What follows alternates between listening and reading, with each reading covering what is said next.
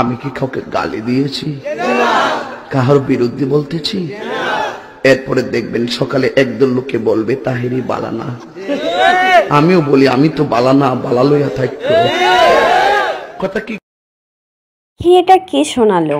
আবারও দর্শকরা নতুন নাটক দেখতে যাচ্ছে। এটা কাকে মেন করে আঁখি বলল? জানতে হলে ভিডিওটা না টেনে সম্পূর্ণ দেখতে থাকুন। আঁখি কিন্তু তিশা আর আহাতকে উদ্দেশ্য করে এই কথাটা বলেছে। আবারও তোমরা নতুন নাটক দেখতে যাচ্ছ, 2 মাস পরে আবারও নতুন নাটক শুরু হচ্ছে। সবাই মিলে আমরা একসাথে উপভোগ করব। জন্য সবাই 2 মাস অপেক্ষা করো, তাহলেই নতুন নাটক দেখতে পারবা। আসলে আঁখি কিন্তু তিশা আর আহাতকে উদ্দেশ্য করে এই কথাগুলো বলেছে।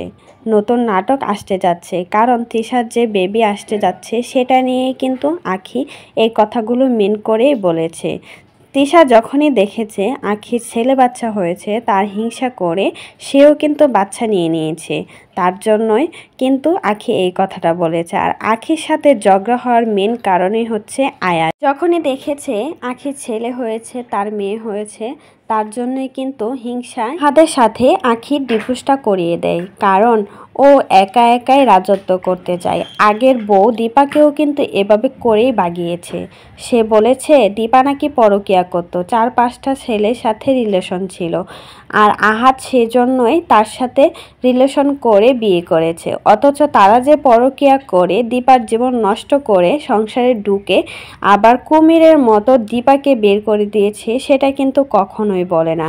তিশা সবসময় বলে আহাদের বউ বাচ্চা আছে আমি কখনোই জানতাম না।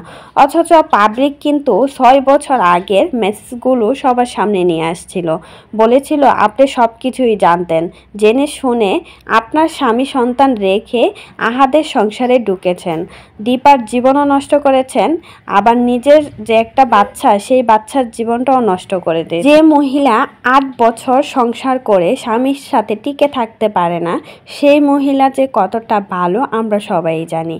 তাই তো আহাতকে পটিয়ে পাটিয়ে বিয়ে করে দীপাকে লাইফ থেকে বের করে একা একা রাজত্ব করেন। তারপর দীপার সাথে হিংসা করে চ্যালেঞ্জ করে আঁখিকে নিয়ে আসলেন। আঁখির জীবনটা দীপার মতো করে নষ্ট করে দিলেন। তো এই বিষয়ে আপনাদের কি মতামত জানাবেন অবশ্যই।